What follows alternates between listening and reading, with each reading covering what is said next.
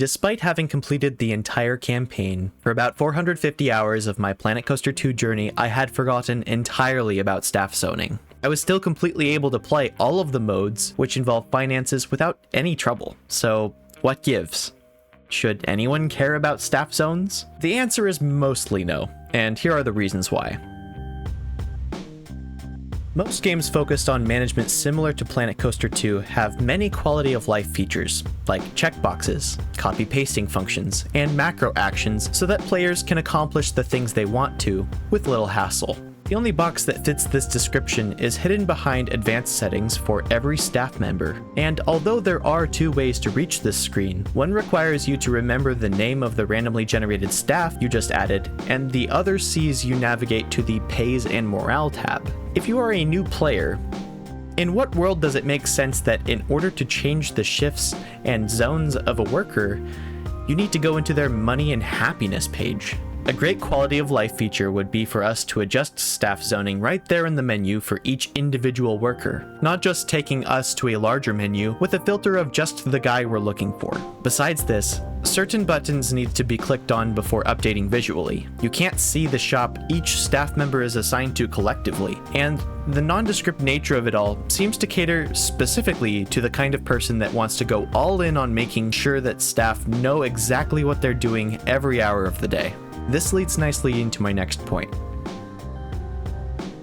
If you program even a single thing wrong when putting staff together, you run the risk of them wasting time outside their preferred zone. This problem becomes somehow worse if you decide to use the staff picker tool from facilities, shops, and counters regularly, and can thrust your plans further into chaos. From my past experience, if a staff building is outside of a zone which that employee is normally assigned to, that worker ends up soft-locked for most of the day as his AI can't get over the hurdle that is moving back into his zone to continue his shift.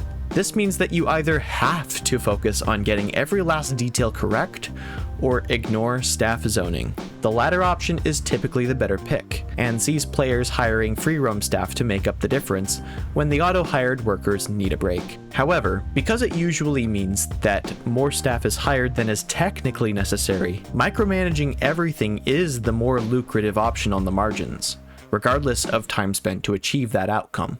The most frustrating part about this is that you could be doing everything right, and janitors and mechanics will still forget how to do their job if they're in an enclosed pathing space with only one or two things to do. If your park has significant Y-level variance, you'll want to know that the two-dimensional textures which display staff zones are based around the park entrance that you load into when you first start the park, not where those park entrances are potentially located to, or where the majority of your path lies. This breaks certain scenarios in career mode and makes accurately zoning staff much more of a hassle than it needs to be.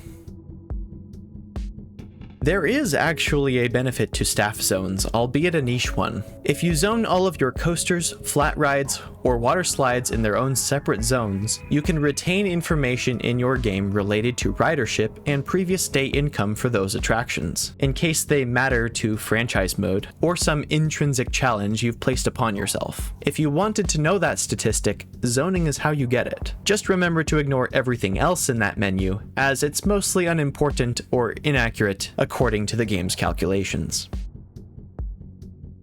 Let me remind you, this is a function that's designed to make your life easier, but it is too convoluted and too much of a pain to be worth the effort for most players. This is besides the fact that there have been tooltips in-game spreading false information about staff zoning, and even on Frontier's own website, they claim that training is something you can do for your staff. At the time of this video, training is impossible, although your staff being happier increases their working speed by some amount. It may be a while until we see a tangible update to staff in the way that it needs, but currently, the simple solution is to overhire, keep staff buildings around, and keep auto-hire on. Staff zoning has a lot of potential to be very useful, but much of what keeps it from being adopted more amounts to buggy visuals and a poorly optimized interface for the user's experience. If these things get the care they need, then we can see staff management become the strength for Planet Coaster 2 that Frontier hoped it would be. And with that, perhaps the best theme park sandbox game can inch ever closer to doubling as one of the best theme park management simulators. Thank you for watching this video.